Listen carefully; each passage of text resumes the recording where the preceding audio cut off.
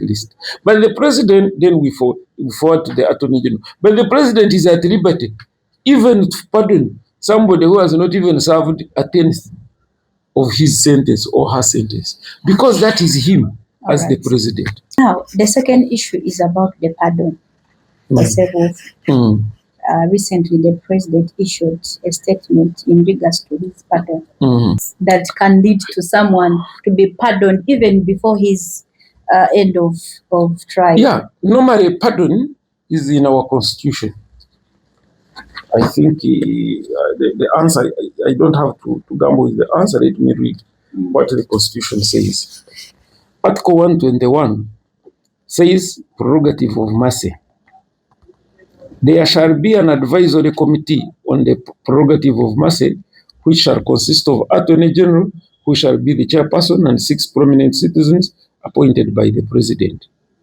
Now, the real gist of the matter, the president may, on the advice of the committee, even without the committee's advice, he could still, that's why it is may, grant any person convicted of an offense a pardon, either free or subject to lawful conditions.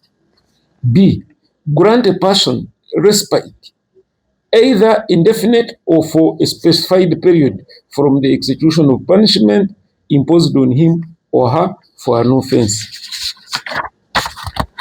C, substitute a less severe form of punishment for a punishment imposed on a person for an offense, or remit the whole or part of the punishment imposed on a person, or of a penalty or for a forfeiture otherwise due to the government on account of any offense. Now, to summarize this all is that it is the discretion of the president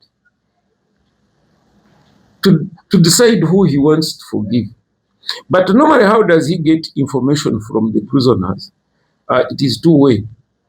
A prisoner can petition the president through his lawyers requesting for pardon.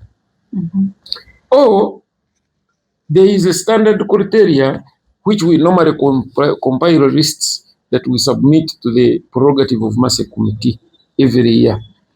For the capital offenders, those who qualify are all prisoners that have been sentenced to death and have concluded the appeal process. Those ones go in because they go in for two things. One, they could be pardoned, or the president could decide and sign their hanging warrant. But I found that this was a murderer.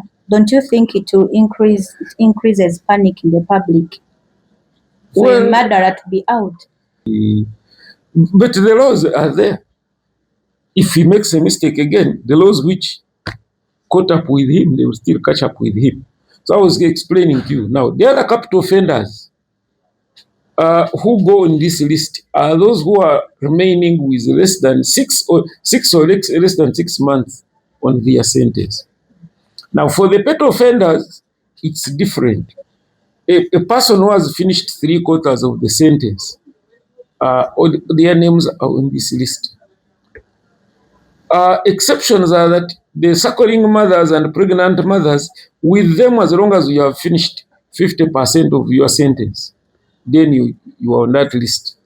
Or the elderly 65 and above, if you are a minor offender, if you have finished 50% of your sentence, you're on the list.